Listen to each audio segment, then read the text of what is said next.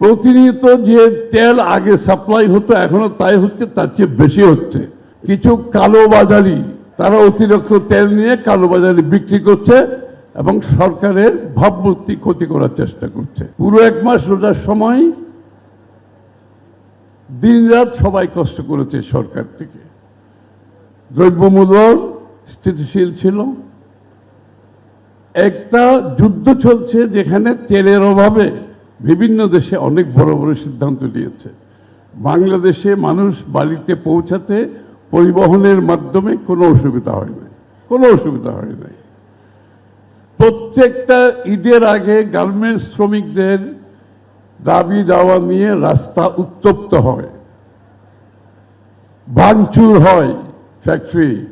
এবার কিছুই হয় নাই। সবাই শান্তভাবে তাদের পাওনা নিয়ে সঠিকভাবে পরিবহনের মাধ্যমে বাড়িঘরে যেতে পেরেছে। পদ্মা সেতু, মেট্রো রেল এবং এলিভেটেড এক্সপ্রেসওয়ে নির্মাণের গর্বিত অংশীদার বসুন্ধরা সিমেন্ট। একটা অল্প সময়ের মধ্যে একটা সরকারের এই যে বলে শুরু সকাল থেকে বোঝা যায় আপনার আগের দিনটা কেমন যাবে। আরেকটা কথা বলে আমি শেষ করছি, এটা না বললে নয়। আমরা একটা যুদ্ধ মধ্যপ্রাচ্যে আমাদের সামনে এখন চলছে।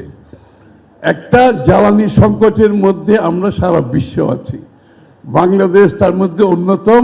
কারণ আমাদের সোর্সটা হচ্ছে মধ্যপ্রাচ্য থেকে সব আসে, সেটা বন্ধ হয়ে গেছে।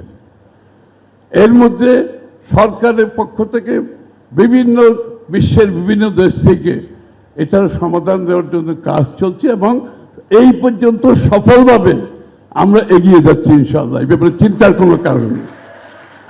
কিন্তু মানুষের মধ্যে একটা প্যানিক কাজ করছে, এটা করতে দেওয়া যাবে না। প্রতিনিয়ত যে তেল আগে সাপ্লাই হতো এখনো তাই হচ্ছে, তার চেয়ে বেশি হচ্ছে। কিন্তু কিছু কালোবাজারি এটাকে নষ্ট করে দিচ্ছে। তারা অতিরিক্ত তেল নিয়ে কালোবাজারি বিক্রি করছে এবং সরকারের ভাবমূর্তি ক্ষতি করার চেষ্টা করছে।